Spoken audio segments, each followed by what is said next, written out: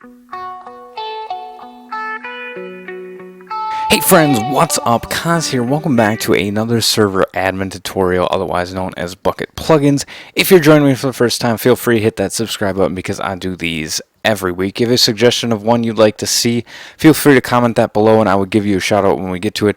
This one, I think somebody recommended it at one point and I didn't capture that, so sorry for the person who recommended it. Feel free to comment in the gibbles or comments below and let me know if that's you. So this is Dynmap, or short for Dynamic Map, by Mike Prim, and as you can see, we're not actually in Minecraft here. We're actually on my website, mcfriends.us, and this is a live map of my server. So we can see one person in the lobby right now. We can take a look at the top-down view, so rather than that skewed view, we can take a look at the skyblock area. So that's the skyblock spawn. We can zoom out. We can look at some of the other people's islands on skyblock. Let's zoom all the way out. Let's see, where's mine? Mine is down here. This is mine. Here we go. There is my skyblock. We can take a look at the creative world, and same thing, same views. We can change the view to be that, and actually by default this program comes with chat, so you can chat from the website to the server, and then the players in there can chat back to you, which is really cool. I have it disabled just because I don't know, I just think that this is I don't know why I disabled it. I might try to enable it at some point.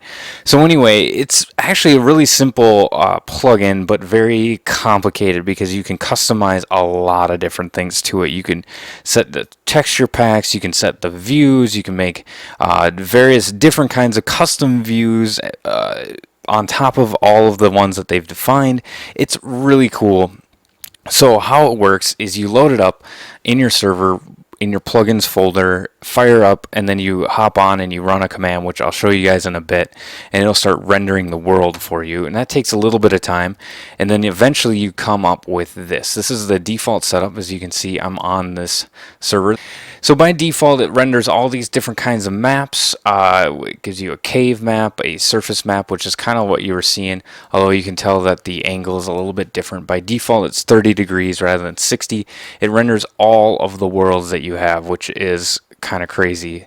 And then let's see, what else does it have? It has world border integration. It has a lot of different types of integration. World border, Dynmap, like the world border one comes right out of the box.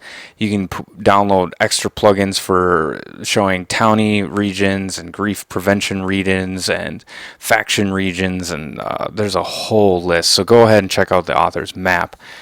But this is what you start out with: the localhost :8123 once you fire up your server, or your server IP :8123. However, all of that can be set to be whatever you want. So let's go ahead and take a look at the configuration. Like I said, you don't really need to configure anything. You can just have it run with the default settings like this unless you want to change it. Changing it is something easier said than done. So here we are. The configuration file is very extensive. It's actually split across a few different files, and I'll recap on this, but basically the way it's set up is there's worlds and maps. Maps are the display, and the worlds are the category, kind of. It'll make a little bit more sense when we get farther into it. So by default, this is set to high res. If you want this to be lower, you can see you can set that to low res or normal -low res or anything like that. You can set that in there. I'm not really going to go over a whole lot in here, except here's a bunch of the chat settings that you can disable and enable, all of that and stuff. I'm not really going to go over that stuff. You can kind of look into that if you want to set that up for your server. So we're going to go all the way down here. You can set the render interval, which if you have like a lower server, you can up this to like 5 seconds, and then that will change how often a tile gets updated or rendered, just to reduce server load, all that stuff. You can change how many tiles will be rendered at once. So you can remove this pound sign or hashtag, and you can hide ores. so that people can't just look at the map and try to find surface ores or stuff that's in caves or anything like that. You can hide the ores so they can't go finding that stuff. You can enable better grass, which is kind of cool. I have that enabled. What else? We can actually change block IDs to be to render it as another block ID. So if you want to disguise gold ore, I think is in there, and diamond ore, I think. You can change that to be like a chest or something, then it'll show up on the map like that, which is really cool. The next bit is render triggers. So after the map's been completely rendered, you can change how often it re-renders a tile. Basically, all of these things are going to trigger another render of that tile, and it'll update that tile. So you can change this if you want it to only be when blocks placed or break, that kind of stuff. That will make it a lower load on your server if less things will cause a thing to render. If you want it to only be whenever you do an update render or full render, you can put hashtags in front of all of these or pound signs, and then it will only render when you do the render, which is, maybe that's what you want. Maybe you just want to render it after hours, something like that, when your server's not in use, that kind of stuff. So you can change your web page title in here. You can change your web path, that kind of stuff. By default, usually you can leave that. Now here is the section on 315 to 320 for you people who are going to be running this on a web server or a web host like MC Pro hosting or whatever. You're going to have to change this stuff. You have to change the web server bind address to be the address of your server that you have.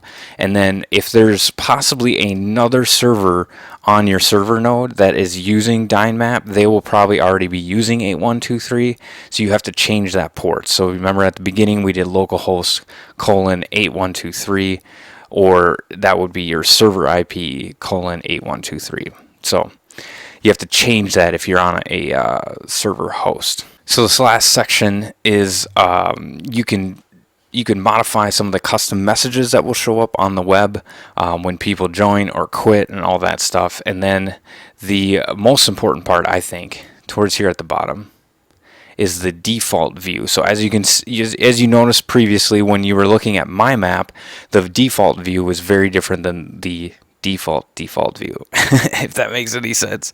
So by default, the first map that's selected is flat, and the first world is world. So on my example, I have it's lobby, sky, world, and then surface, because that's the map name of that type. So that's what I've changed it to. I'll show you guys my configuration of the worlds here towards the end. But yeah, that's how it goes. All right, so next I'm going to talk to you guys about running custom texture packs, and we're going to take a look at templates, and then we're going to talk about the worlds folder, and that'll be it for the configuration. Then we'll get into some game commands. So what you do is you come in here to your texture packs folder, and then you plop the zip file in here. So I used faithful, so it's faithful.zip, or whatever the texture pack that you want your world to render as is going to be in here, but it has to be the zip file. Then you're going to hop over into your templates folder, and then if you're using the default one, the high res prefix thing that we talked about earlier in the configuration, it's going to be normal high res. So I already have that open over here. And so what this does is you don't have to change anything when you add a new world. This will automatically select the map types and the perspectives and the shaders and all of that stuff, or the aka texture packs, all that stuff. So what I'd probably do is just change this to false. That way you could manually add a world as you see fit, so that it doesn't automatically add it to your list, because otherwise it's going to automatically add it to your list over here. And as you can see, we have a whole ton of world types over here, but on my server we only have the 4. So that's what that does. Let's get back to the configuration. Also in here you can specify the shader in here. That is your texture pack, so I changed that to faithful.zip. And then you can change your perspectives, which I'll show you guys all your options in that in a moment. So by default it's 90, that's top down low res. Here's the 30, which I have the 60 on mine. and then the faithful texture pack, and then I've disabled the cave. I don't think the cave is useful. It would allow your players to be able to see caves rendered in a world and let them see what's in there. So let's take a look at the default world. Actually, before we get into that, I'm going to show you guys the perspectives real quick. So for the perspectives, you're just going to open your perspectives thing, and then here is all the options you have for your perspectives. So the names is the ones that you're looking for. So I select ISO Southeast 60 high res, this one. So you can have it north, you can have it east, you can have it 30 degrees, you can have it 90, you can have it low, high, medium. There's a whole lot of perspectives. So you guys can scroll through that, all the different views, all that stuff, which is really cool. So the next thing is we're going to open the worlds.txt here. Now, this by default, everything is commented out, meaning that there's these pound signs in front of our hashtags. So everything is not set in here. So what you want to do is you want to comment or delete these pound signs or hashtags. So basically the name is the world name. So whatever it is, like for instance, you saw a moment ago, the world name for my lobby world is lobby_skyworld. And then the name is the display name. And then we want to change this to true. We want that to be enabled. And then we want it to send position. We don't really want it to send health. Full render rotations. Now another thing you might notice on this is if you scroll out, you see all of this extra stuff. This is other stuff from previous builds and renders, and I really don't want that to show, but you can see that in here it doesn't show up over here, which is really cool. And what that is done is by visibility limits. You can set the limit that a map is shown by. So if you want a plot world and you only want it to show so far out, or survival world and show also only so far out, you can set your X, your Z, X, and Z. So you see it set each corner of the viewing plane, or the box, right? Or you can set a circle, which is what I've done. You can set the center, X and Z, and then the radius around it. A radius is the distance from the middle to the edge. It's not the distance all the way across the circle. So just a key for you guys. And then I'll show you guys also, because you can change everything. Oh yeah, here we go. Here's the hide style. So we want to remove that and we want to change that to air. Otherwise that will show stone outside of that circle. You can do whatever you want. There's a few different options out there for that. Now we get into the map settings, which you can manually set. If we've already configured our template to be what we want across all the maps, this would be something different. We wouldn't really need to set all this up, but you would comment all this out, and then we want to change flat. If you want to change the title name, if you want to change the perspective of that, if you want to manually change your texture pack on that, like I said, I removed this one because I didn't want it, and I changed the texture pack and I changed the perspective. So that's pretty much it. Now, if you want a label world that inherits from the rest of the template, you just provide the name and the title, and then it would just fill in the rest from your template that you defined earlier. So, yeah, and then so let's get over. I'll show you guys the example real quick before we get into looking at commands. So here we go. We can see we can enable the zoom out. This is what we look at here. You can see there's no cave map. You can see the faithful shader. You can see our 60-degree southeast perspective. See our visibility limits. We can see the center of it, where it goes. And then we don't render this one. That's false, false, false. What's the next one that's true? False. False, false, false. Here we go, skyblock. Same thing. It's pretty much the same template and everything, except there's no visibility limits. And it looks like it actually sends health, which I should maybe change that to false. But there we go. So that's what that looks like. Let's hop into the game real quick and go over some of the commands that are in the game. And then that'll be pretty much it. Okay, so here we are in the game. As you can see, I got spammed by chat of rendering, because what you do is when you want to kick off a render, so the map isn't going to start rendering until it starts getting used, and then it'll slowly render as block updates are are placed and all that stuff, it's going to render. Or you can do Dynmap full render. So what that's going to do is it's going to render the entire world that you're in. Otherwise, you can do Dynmap render, and that's going to only render the tile, which is basically like the chunk that you're in. And then you're gonna get spammed by this stuff until it's done. So what you can do for that is you can do Dynmap quiet, and then that will mute all of these notifications but it won't mute this one. It'll still tell you when it's complete, which is kind of nice. I got some more rendering options to go over here. So before we move on, so we got Dynmap. You can do a Dynmap full render. The world name. So if we want to do Sky World, we would do that, and then we could do, if you put a colon, you can specify the map to render over there. So if we want to do just the flat one, which is just the top down, or if we want to do surface, or whatever it is, or whatever name you named those maps, if you did custom names. You can also do Dynmap map update render. So what that's going to do is it's going to update just what's pending, what tiles need to be updated, all that stuff. So if you just want to do a quick update rather than a full re-render, it would take a lot less time, have a lot less server usage, all that stuff. So you can also then specify the map name or the world and map name, all that stuff. You can also then do, if you started a render and you want to stop it, you can do Dynmap cancel render.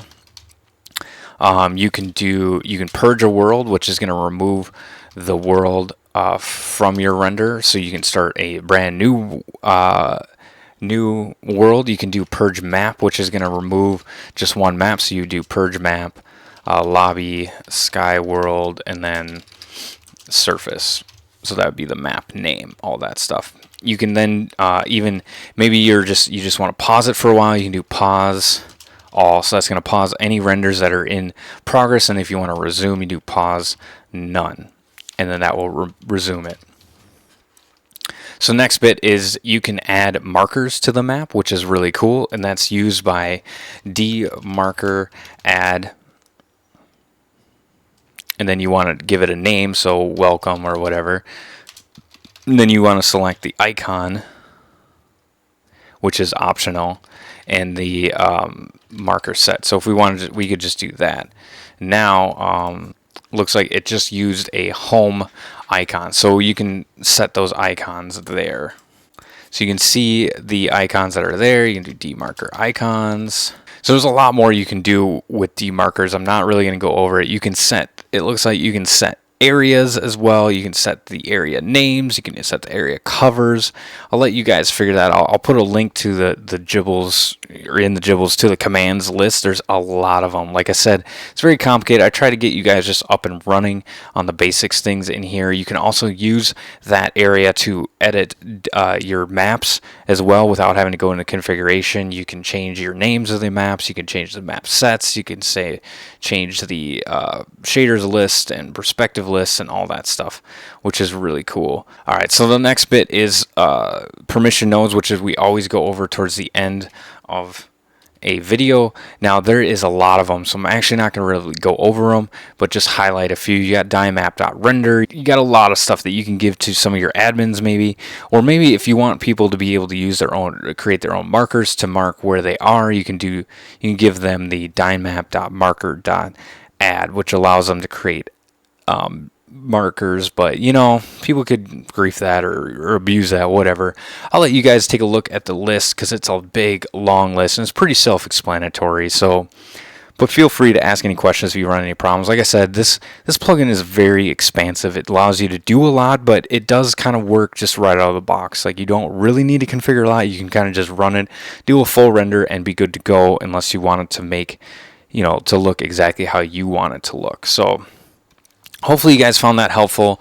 Feel free to comment below and like and subscribe and all that goodness, and tune in for next Friday for another plugin. Be sure to suggest some if I haven't gotten to it. So this is Cons from McFriends reminding you guys all, enjoy the game. God bless.